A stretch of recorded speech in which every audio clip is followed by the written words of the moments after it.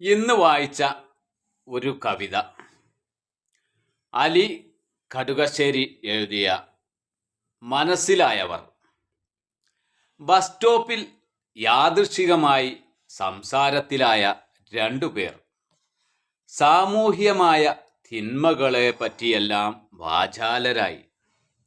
ബസ്സിൽ കയറാൻ നേരം പരസ്പരം ഫോൺ നമ്പറും കൈമാറി. മാസങ്ങൾക്കു ശേഷം ഒരാൾ മറ്റേയാളെ ഫോണിൽ വിളിച്ച് ചോദിച്ചു, ഹലോ, മനസ്സിലായോ? ഒരു മതിലിനപ്പുറമുള്ള തൊട്ടടുത്ത വീട്ടിലെ അയൽക്കാരൻ ആരോടോ ഫോണിൽ പറയുന്നത് കേട്ടു. മനസ്സിലായി, അന്ന് ബസ് സ്റ്റോപ്പിൽ കണ്ടതല്ലേ? അപ്പോൾ കവിത നിങ്ങൾക്ക് ഇഷ്ടപ്പെട്ടെങ്കിൽ അഭിപ്രായങ്ങൾ അറിയിക്കുക, ലൈക്ക് അടിക്കുക, ഷെയർ ചെയ്യുക.